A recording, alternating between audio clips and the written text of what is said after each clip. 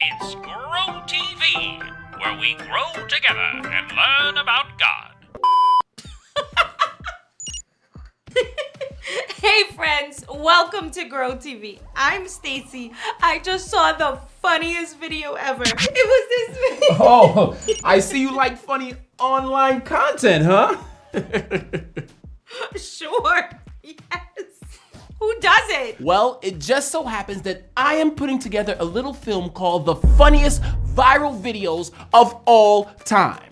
And you have been chosen to help me select some clips that would either be determined solid gold, which will make my film, or hitting the cutting room floor, which means they won't be in the film. You get it?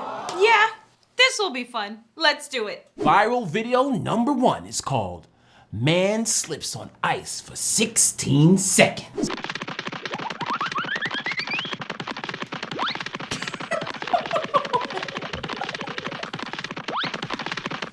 Is it solid gold or cutting room floor? Are you kidding me? Solid gold. Next viral clip. This is called Kid Spinning Out of Control in a Go-Kart. Solid gold or cutting room floor? Solid gold. Okay. Solid Okay. And viral video number 3 is simply called Jumping Cat. What? Did the cat jump? Just what? Jump, yup, and kind of did a little dance as well. Oh my goodness.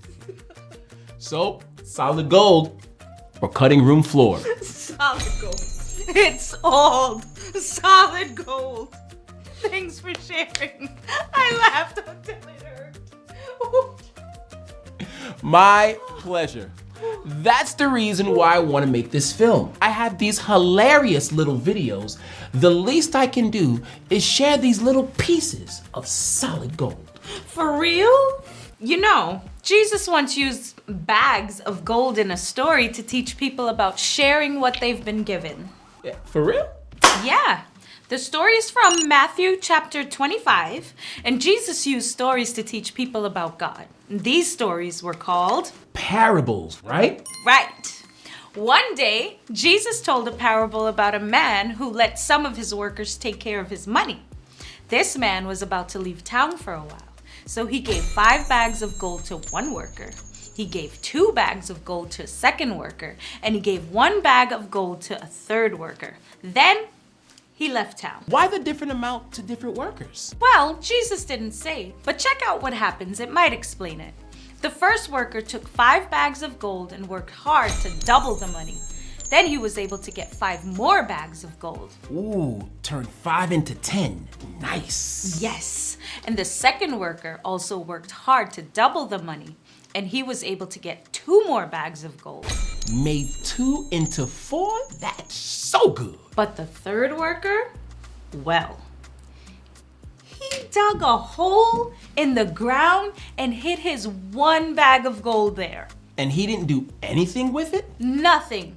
And when the man finally came back home, he met up with his workers. The first and the second workers showed the man how they worked really hard and earned more bags of gold for their boss. Then they gave it all back to him. The man was very happy. In Matthew 25:23, he said, "Well done, good and faithful servant. You have been faithful with a few things. I will put you in charge of many things. Come and share your master's happiness." So they did something with the gifts they had been given, and it turned out well for them. Exactly. And the third worker told the man that he hid the gold. He said he did this because he was afraid and decided not to do anything with the money.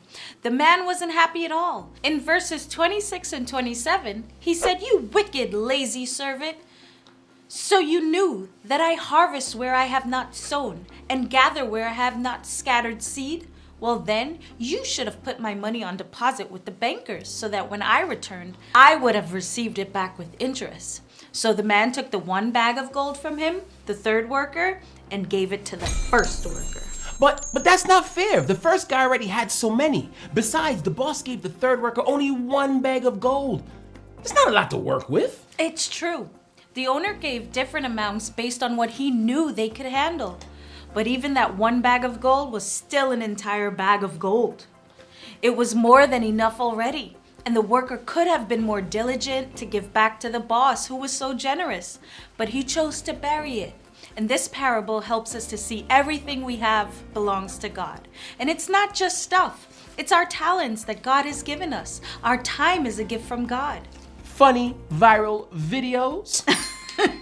Oh yeah, I guess. But God doesn't want us to just keep what we have hidden away.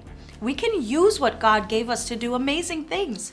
We can use our skills and talents to help people in hard situations. And we can use things like humor to cheer someone up who's lonely. We can draw pictures, paint paintings, do podcasts, design video games, all in thanks to God for the gifts we have been given. There are so many examples, but these are just some ways that we can give back to God. I've never thought of this film with short, funny videos as a way of serving God. It makes people laugh, and laughter is one of God's greatest gifts to us. And you must have a knack for knowing what's funny. So you aren't just sitting on that, you're using it for good. Definitely a way to give back to God. Cool. I think I'm gonna look for more videos with people falling on ice to put in the film. You seem to really like that one. Can I see it again? Sure. Here it is. Man slips on ice for 16 seconds. This don't get old. Hey, I'm glad to share.